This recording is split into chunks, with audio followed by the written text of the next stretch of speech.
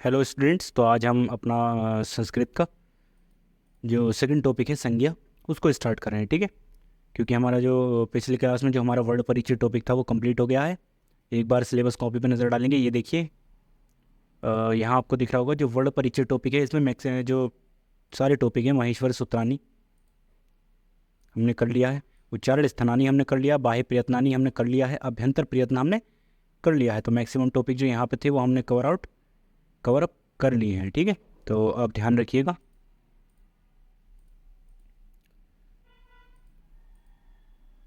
एक सेकेंड, ये देखिए, तो माहेश्वर सूत्रानी हो गया, उच्चारण स्थानानी हो गया, बाह्य प्रयत्नानी, अभ्यंतर प्रयत्नी, यानी कि वर्ड परिचय हमारा कंप्लीट हो गया। अब हम बात करेंगे संज्ञा पर, ठीक है। एक इस स्लाइड पर अभी हम वापस आएंगे, थोड़ा काम है तो यहाँ से आप देखना स्टार्ट कीजिए। सबसे पहले अब बात आती है संज्ञा। संज्ञा शब्द यानी कि संज्ञा की व्युत्पत्ति होती कैसे है, ठीक है। किसी भी वर्ड की हम बात करेंगे सबसे पहले उसकी व्युत्पत्ति की बात करेंगे। व्युत्पत्ति मतलब वर्ड की उत्पत्ति, यानी कि वर्ड की संस्कृति का।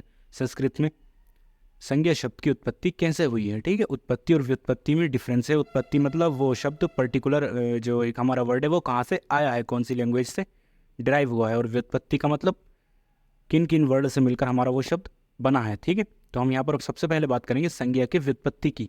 तो देखिए, मैंने लिख रखा सम उपसर्ग और ज्ञा धातु के मिलकर से मिलने पर क्या बनता है, संज्ञा शब्द बना है। इसमें याद रखिएगा, धातु से पहले लगने वाले शब्द उपसर्ग कहलाते हैं और धातु के बाद में लगने वाले शब्द प्रत्यय कहलाते हैं। प्रत्यय की अभी बात नहीं करेंगे, संज्ञा के जस्ट टॉपिक जो बाद है वो उपसर्ग है और उसके बाद में लास्ट में प्रत्यय है, तो हम उसकी बात बाद में करेंगे। उपसर्ग की बात हम संज्ञा के बात करेंगे। तो अभी बस इतना याद रखिए, धातु से पहले लगने वाले शब्द उपसर्ग कहलाते हैं और धातु से पहले बाद में लगने वाले शब्द प्रत्यय कहलाते हैं। जैसे कि सम उपसर्ग, उपसर्ग 22 होते हैं। कौन कौन से होते हैं वो नेक्स्ट आने वाली क्लास में बात करेंगे। तो देखिए, यहाँ पर सम उपसर्ग ज्ञा धातु के पहले लगा हुआ है, तो ये उपसर्ग है। तो सम उपसर्ग प्लस ज्ञा धातु से मिलकर संज्ञा शब्द बना है। बचपन से हम इसकी एक लैंग्वेज संज्ञा की नाउन की डेफिनेशन याद करते आ रहे हैं। क्या है, सामान्यतः किसी वस्तु या स्थान के नाम को संज्ञा कहते हैं। इंग्लिश में हम याद करते थे the name of a person और place is called as noun. वही है यहाँ पे, सामान्यतः किसी वस्तु या स्थान के नाम को संज्ञा कहते हैं, ठीक है।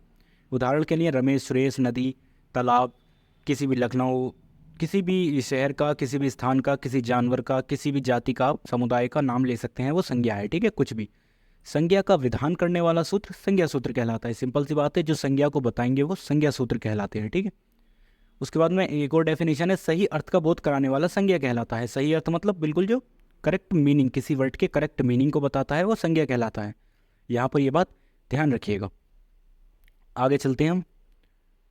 संज्ञा में ये 3-4 टॉपिक है, आपको याद रखने की, जरूर याद रखिएगा। उसके बाद देखिए हम पर्टिकुलर टॉपिक वाइज बात करेंगे। सबसे पहले संज्ञा में डायरेक्ट इन्होंने संज्ञा दे रखी है, संयोग संज्ञा, संहिता संज्ञा, हस्व दीर्घ प्लुत संज्ञा, अनुनासिक संज्ञा, पदम संज्ञा और धातु संज्ञा। मैं आज धातु संज्ञा तक बात करूंगा, कल ये टॉपिक कंप्लीट हो जाएगा। 2 क्लासेस में इस टॉपिक को कंप्लीट करेंगे। तो धातु संज्ञा तक आज हम बात करेंगे सीक्वेंस वाइज। सबसे पहले देखिए, मेरी आती है संयोग संज्ञा। जैसे कि आप जानते ही हैं संयोग का मतलब क्या होता है। संयोग का मतलब होता है कॉम्बिनेशन, कंबाइन होना दो चीज़ों का, संयोग संज्ञा। तो संयोग संज्ञा का सूत्र देखिए, इस टॉपिक से भी वर्ड परिचय की तरह मैक्सिमम प्रोबेबिलिटी है कि एमसीक्यू फॉर्म में क्वेश्चन आएगा तो डायरेक्ट आपसे सूत्र पूछता है, ठीक है, या एग्जाम्पल। कभी भी उसको एक्सप्लेन करने नहीं आता है, लेकिन आपके समझने के लिए मैंने बीच बीच में कुछ जो हिंदी की लाइन्स है वो ऐड की हैं आपके समझने के लिए, ठीक है। तो सबसे पहले संयोग संज्ञा का सूत्र है हल अनंतरा संयोगः। मतलब हल, हल मतलब हमने वर्ड परिचय में पढ़ा था, हल प्रत्याहार में कौन कौन से वर्ड आते हैं। जितने भी हमारे सारे व्यंजन थे, व्यंजन कितने थे, 33। कौन कौन से, स्पर्श व्यंजन, ऊष्म व्यंजन और अंतस्थ व्यंजन। ऊष्म व्यंजन 25 थे, अंतस्थ व्यंजन 4 थे और ऊष्म व्यंजन 4 थे। कावर्ग, चावर्ग, टावर्ग, तावर्ग, पावर्ग किस में थे, स्पर्श व्यंजन 25 थे और अंतस्थ व्यंजन में 4, यानी कि यड़ प्रत्याहार वाले, यारा, लावा। और उसके बाद में ऊष्म व्यंजन, जिनसे बोलने पर माउथ से ऊष्मा यानी कि गर्मी बाहर निकलती थी, तो वो कौन कौन से थे, शल प्रत्याहार वाले, शा, शा, सा, हा, ठीक है, ये चारों। तो ये जितने भी 33 व्यंजन है, स्पर्श व्यंजन, अंतस्थ व्यंजन और ऊष्म व्यंजन, ये सब हल में आते हैं। उसके बाद कह रहा है अनंतरा, अन अंतरा, अन प्लस अंतरा, यानी कि जिनके बीच में ऐसे व्यंजन जिनके बीच में अंतर ना हो उनका संयोग हो जाता है। कैसे, देखिए नीचे लिखा है, जिन व्यंजनों के बीच में कोई स्वर ना हो वे परस्पर एक हो जाते हैं, इस क्रिया का नाम संयोग है। उदाहरण के लिए मैं बात करता हूँ सिद्ध। सिद्ध एक वर्ड है, इसको मैंने तोड़ा है, देखिए वर्ड को तोड़ना बहुत ज़रूरी है आपके लिए। संस्कृत में वर्ड तोड़ना आपको आना चाहिए। सबसे पहले सिद्ध में बोलते टाइम में क्या बोलता हूँ, सा, मैंने उसको लिख लिया। उसके बाद में सा ई, सी ई, उसके बाद धा, दा, दा बोलता हूँ। उसके बाद में धा, उसके बाद में ई, सिद्ध।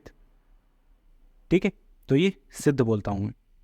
याद रखिए मैंने कहा जिन व्यंजनों के बीच में कोई स्वर ना हो। यहाँ पर कौन से ऐसे दो व्यंजन हैं जिनके बीच में कोई स्वर नहीं है? देखिए सा और दा के बीच में ई एक स्वर है, लेकिन दा और धा इन दोनों के बीच में कोई भी स्वर नहीं है। ये दोनों व्यंजन हैं, तो ये दोनों परस्पर एक हो जाएंगे, यानी कि मिल जाएंगे। इसी प्रकार एक वर्ड आ सकता है आपका बुद्ध, दूसरा वर्ड आ सकता है आपका शुद्ध। ऐसे ऐसे कोई भी वर्ड आ सकते हैं, तो उसको आप स्प्लिट कर लीजिए। अगेन समझाता हूँ, एक बार समझ लीजिए। संयोग संज्ञा का सूत्र है हल अनंतरा संयोगः। ऐसे हल जिनके बीच में कोई अंतर नहीं होता वो परस्पर एक हो जाते हैं, या वो उनका संयोग हो जाता है, या कॉम्बिनेशन हो जाता है, कंबाइन हो जाते हैं। ठीक है, तो यहाँ पे हल हल क्या होते हैं? स्पर्श व्यंजन, ऊष्म व्यंजन, अंतस्थ व्यंजन। अभी हमने बात की लंबी चौड़ी। तो जिन व्यंजनों के बीच में कोई स्वर ना हो वे परस्पर एक हो जाते हैं, इस क्रिया का नाम संयोग है। एग्जाम्पल के लिए सिद्ध, सिद्ध को मैंने स्प्लिट किया, सा ई, सा प्लस ई प्लस धा प्लस धा प्लस ई। अगर ये स्प्लिट करना आपको समझ में नहीं आ रहा है तो अभी सिर्फ याद कीजिए, जब हम पढ़ाएंगे टॉपिक संधि, जब हम संधि टॉपिक पढ़ेंगे, क्लासेस भी लेके उस टाइम लंबी होने लगेंगी, उस टाइम आपको ये वर्ड जो स्प्लिट करना है वो बहुत ही डीपली समझाया जाएगा। ठीक है, सा प्लस ई प्लस धा प्लस ई। दा और धा ऐसे दो व्यंजन है जिनके बीच में कोई यहाँ पर स्वर नहीं है, इसलिए दा और धा एक हो गए, धा बन गए। ये देखिए सिद्ध, इनको एक साथ लिखने लगे हैं। ठीक है, ये आप याद रखिएगा। तो संयोग संज्ञा हमारी कंप्लीट हो गई। उसके बाद में हम बात करते हैं संहिता संज्ञा, क्योंकि एग्जाम देखिए हमारी उसके बाद कौन सी संज्ञा आई थी? सबसे पहले संहिता संज्ञा, उसके बाद में संयोग संज्ञा आई थी। एक बार सिलेबस कॉपी पे नजर डाल लीजिए आप। ये देखिए संयोग संज्ञा, उसके बाद में संहिता संज्ञा। तो हम बात करते हैं संहिता संज्ञा पर। ये देखिए नाम है संहिता संज्ञा। संहिता संज्ञा का सूत्र है परः सन्निकर्षा संहिता। परः सन्निकर्षा संहिता सूत्र इसी तरीके से आपको याद रखना है। एग्जामिनर पूछ लेता है एमसीक्यू में, सूत्र देकर पूछ लेता है कौन सी पर्टिकुलर संज्ञा का ये सूत्र है, तो आपको याद रखना है। तो ये क्या कहता है? वर्णों की अत्यंत समीपता, अत्यंत मतलब बहुत ही ज्यादा, समीपता, समीपता मतलब क्लोजनेस, यानी कि आपस में बिल्कुल क्लोज, यानी कि एक ही खानदान की या एक ही वंश की, एक ही जाति के होंगे। कैसे? अभी बात करूंगा। वर्णों की अत्यंत समीपता, समीपता मतलब क्लोजनेस होने पर उनकी संहिता संज्ञा होती है, संहिता संज्ञा होती है। उदाहरण के लिए मैंने एग्जांपल लिया सुधि प्लस उपास्य, सुधि उपास्य। ये कैसे हुआ? देखिए यहाँ पर दो वर्णों की बहुत ज़्यादा क्लोजनेस है। देखिए धा, सुधि का धा और ई को मैं अलग करूँ तो लास्ट में आ रहा है ई, धी, और उपास्य के स्टार्टिंग में आ रहा ऊ। ई और ऊ दोनों स्वर हैं, यानी कि एक ही जाति के हैं, एक ही वंश के हैं, एक ही वर्ग के हैं, दोनों स्वर हैं। अच प्रत्याहार में आते हैं 13। पढ़ा था ना हर्ष स्वर कितने होते थे? जिनकी एक मात्रा होती थी, कितने होते थे? 5। छोटा आ, छोटी ई, छोटा ओ, ऋषि और लरा, छोटा ऋषि। उसके बाद में दीर्घ स्वर जो द्विमात्रिक यानी कि 2 मात्रा वाले होते थे। कौन कौन से? बड़ा आ, बड़ी ई, बड़ा ओ, बड़ा ऋषि, और ए और औ औ, छोटा ए, बड़ा ए, छोटा ओ, बड़ा ओ, ये हर्ष से। और दीर्घ प्लुत स्वर क्या होते थे? जिनमें 3 मात्रा होती थी, जिनका प्रयोग पर्टिकुलर वेदों में होता था। जैसे ओम, तो उसके 3 आगे हम लगा देते थे तो वो त्रिमात्रिक बन जाता था। ठीक है, तो सुधि प्लस उपास्य, सुधि के लास्ट में देखिए ई आ रहा है और उपास्य के स्टार्टिंग में ऊ आ रहा है, तो ये दोनों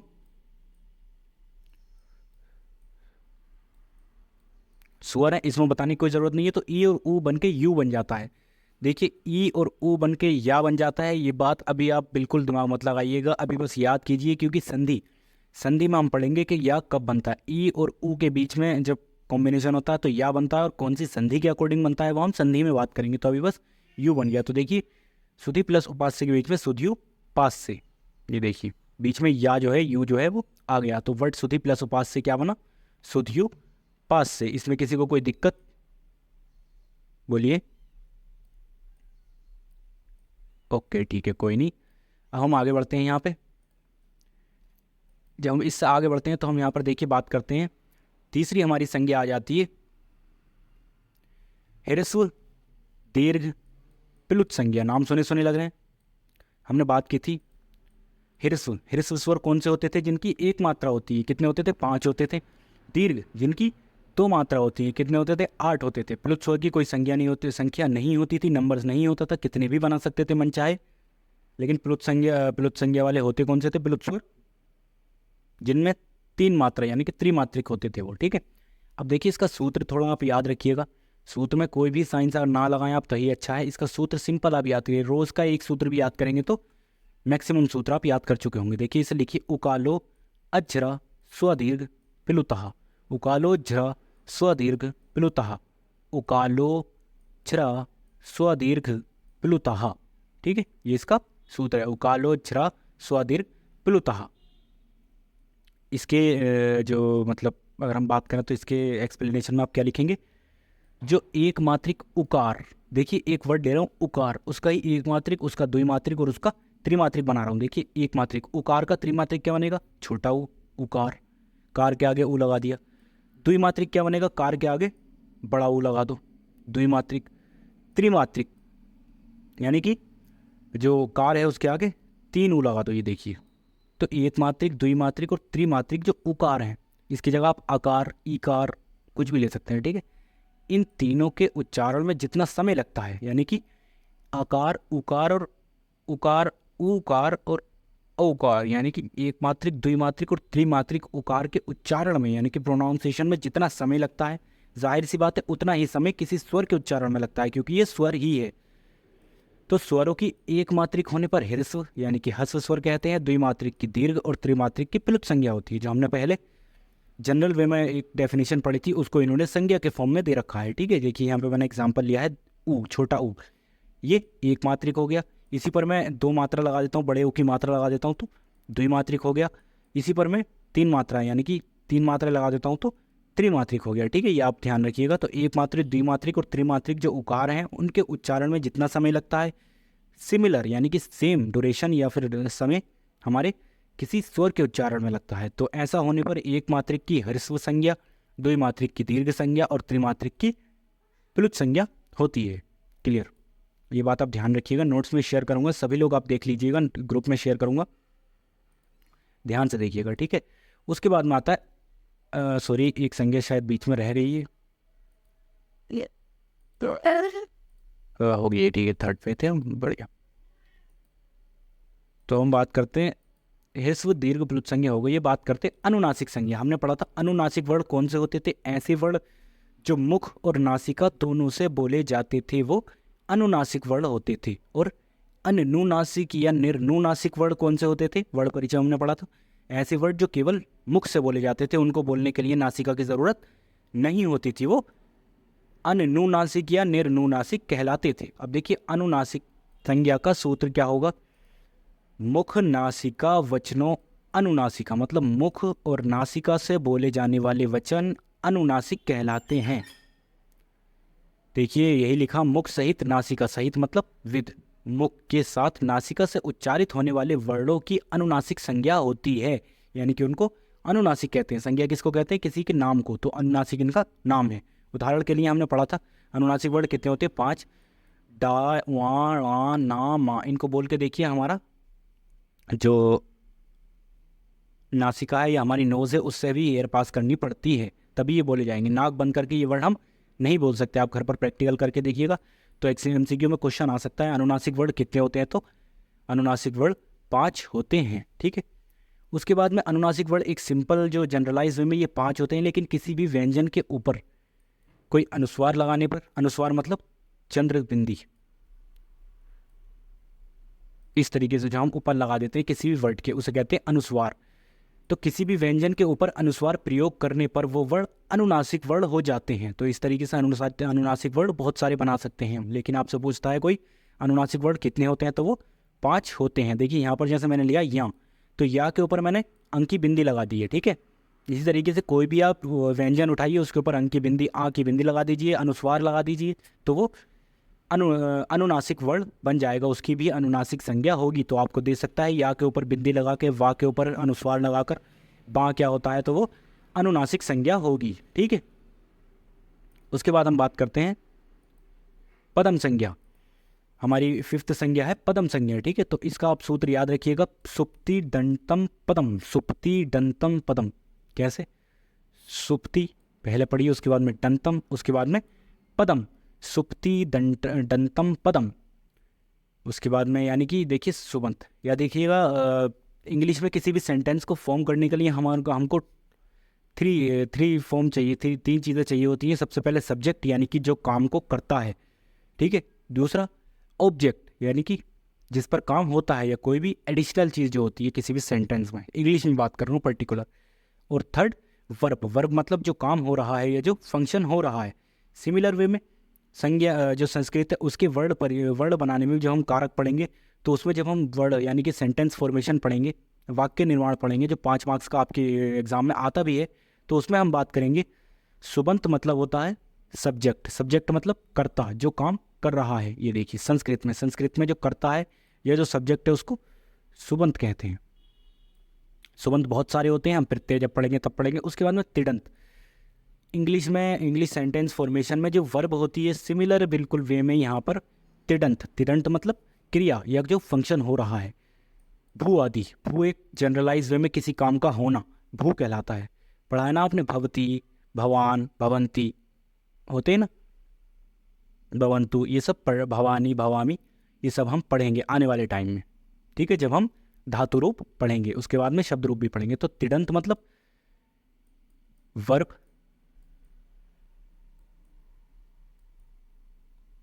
और ये मतलब सुबंत मतलब सब्जेक्ट, ठीक है। तो सुबंत कर्ता राम आदि, राम मतलब कोई भी एक नाम ले लीजिए, मैंने राम ले लिया, आप रमेश, सुरेश, नरेश कुछ भी ले सकते हैं। तिडंत मतलब क्रिया, भू, जैसे संस्कृत में निरा, निरा मान नियत्य करना, भू, भू मतलब कुछ भी किसी भी काम का होना।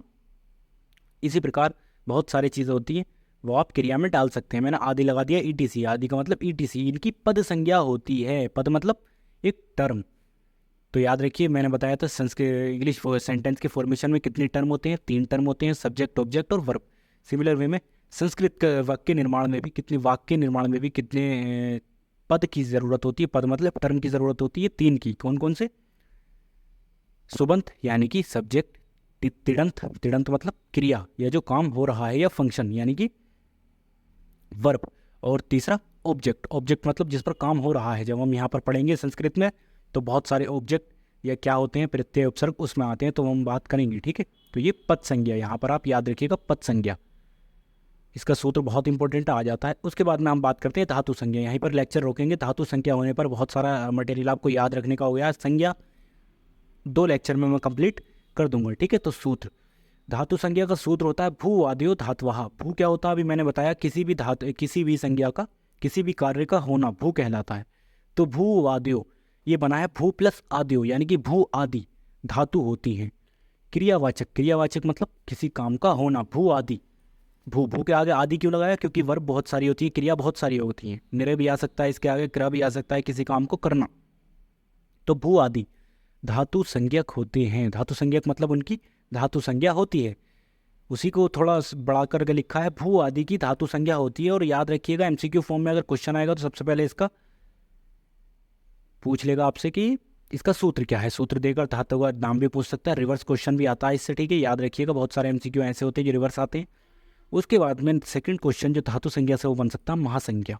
वो पूछता है महासंज्ञा कौन सी संज्ञा को कहते हैं, तो धातु संज्ञा को महासंज्ञा कहते हैं। ये बात याद रखिएगा, भेजे में उतार लीजिएगा। उसके बाद में ये किसी अर्थ विशेष को धारण करती है। सिंपल सी बात है, कोई भी जो एक धातु होगी या कोई भी एक क्रिया होगी या वर्ब होगी, वो एक पर्टिकुलर फंक्शन को डिनोट करेगी। जैसे अगर मैं बोलता हूँ प्ले, तो प्ले मतलब खेलना या चलाना। उसके बाद मैं बोलता हूँ ईट, ईट मतलब खाना। ईट बोलने पर किसी को ये तो समझ में नहीं आता कि कोई नाच रहा है या कोई नहा रहा है। बाथ मतलब होता नहाना। तो यानी कि हर एक वर्ब का एक पर्टिकुलर मीनिंग होता है। सेम धातु संज्ञा के अंदर भी एक पर्टिकुलर हर संज्ञा का एक मीनिंग होता है। तो आज हम इस क्लास को यहीं एंड करेंगे क्योंकि 20 मिनट्स की ऑलरेडी क्लास हो चुकी है। कल ये सूत्र आप सब याद करके आइएगा। ऑनलाइन जो क्लास है उसमें मैं सबसे ये पहले सूत्र सुनूंगा, उसके बाद में ये लेक्चर स्टार्ट करूंगा। अगला लेक्चर लंबा होगा नेक्स्ट वाला, तो आप याद करके आइएगा। कल संज्ञा मेरे को ख़त्म यानी कि कंप्लीट करनी है, ठीक है। जो ऑफलाइन देखने वाले हैं, जिनको रिकॉर्डेड फॉर्म में ये लेक्चर मिल रहा है, वो भी ध्यान रखिएगा। खुद अपना बिल्कुल ईमानदार होकर, लॉयल होकर अपनी स्टडी के पॉइंट ऑफ व्यू से इन सबको अभी याद कर लीजिए, कल के लिए मत छोड़िएगा। Thank you. इस लेक्चर को हम यहीं स्टॉप करेंगे, ठीक है। Thank you.